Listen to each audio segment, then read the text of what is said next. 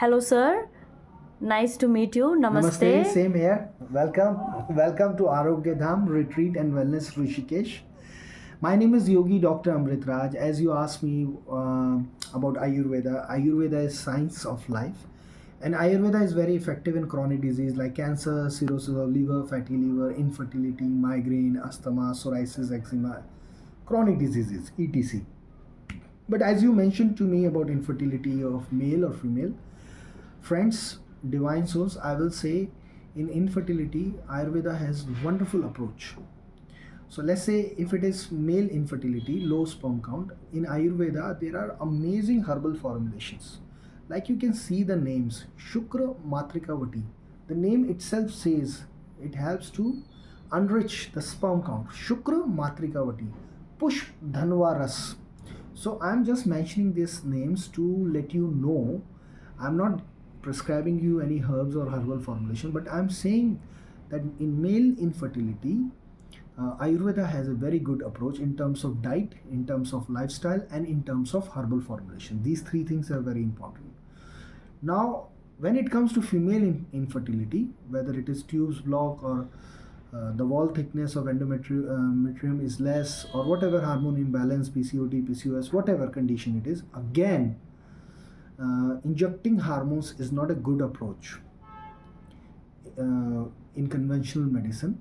In Ayurveda, natural approach, strengthening of the reproductive system, and again I will say strengthening of the reproductive system with asanas, with pranayama, with meditation, at the same time with good amount of diet, no maida, no junk food, and at the same time in lifestyle incorporating yoga, wellness, healing things, which helps you to make feel better, feel good factor. Feel good factor is I'm feeling good, so I can smile 1500 smiles a day. Correct. Now number 3 is the herbal formulation. So Ayurveda has a really good approach, and with herbal formulations I will say not just Panchkarma. Panchkarma has 5 things, but there is a specific approach for infertility in Panchkarma in Ayurveda therapies. So meeting an Ayurvedic doctor who specializes in infertility will be a great help. So my suggestion is follow Ayurveda and involve it in your day-to-day life with Ayurveda and yoga and meditation. Definitely fertility will improve, whether it is male or female, and you will have naturally conception, and you don't need to go anywhere for this. Great. So, one last question. When do you maybe give up on the Ayurveda treatment, or you may say that maybe this is not the right age or the condition that you can receive feasible for the fetus to grow or for the conception to happen? No, this is very important, as we need to understand the capacity of the body. If the lady has gone through menopause, we are aware this is not possible. Again, if the lady is close to menopause, again, so the age is very important factor. So we have to see the age of the person, very important. And this is, I'm talking about female, and in male also we have to see the age of the person, very important, because if the sperm count is there or not, that's also very important. So age is an important factor, and especially in the case of female, age is a very important factor. So we have to understand all the factors, whether it is age, lifestyle, obesity, or whatever. Everything need to be understood and correct. Then only, because if you see in a land, if we plant a seed, for a seed we have to give favorable circumstances, sun, water, soil, and we call it khad, then it grows.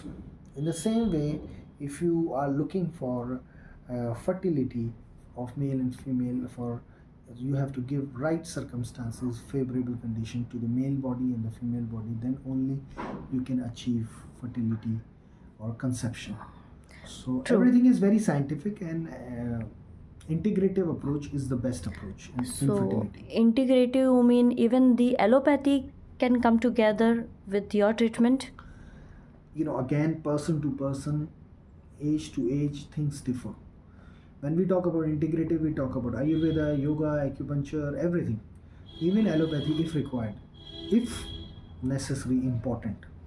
In ancient time, the chikitsa used to be done, treatment used to be done by three ways. One was mantra chikitsa, which is healing with the mantra. It's gone now. Number two was herbal formulations, which sometimes people confuse it with medicines, but I will say in Ayurveda, specialized herbal formulation for the treatment of specific diseases. Number three was surgery. Surgery used to be done when it is necessary, and we also agree with that. If it is appendicitis, if it is hernia, if the stone is more than 4 mm, kidney or gallstone, surgery need to be done. Where we can do, yes. Where we cannot do, we say no. Or where we can help 10% or 5%, we say 5%, 10%. In psoriasis and eczema, results are really good. Psoriasis eczema is not an autoimmune disorder, it can be cured. In diabetes, we say integrative approach to control it. In cholesterol, we say integrative approach. In high blood pressure, we say integrative approach. So in emergency trauma condition, yes, allopathy is very important, but Ayurveda combine with the allopathy with the permission of allopathy doctor and Ayurvedic, and making sure whatever you are eating in Ayurveda also it's pure and not adulterated. And even in diet, you have to make sure your turmeric, cumin, coriander, cinnamon, because whatever spices we are using in the market or we are getting, these are adulterated. So we have to make sure they are pure, because we are not putting spices for color. They are having medicinal properties like antibacterial, bactericidal, pure blood purifier. That's why we are using it. So friends, let's be more aware and let's be more mindful. When you have to sew your cloth, you use tiny needle, yeah, and when you need big, then you need scissor.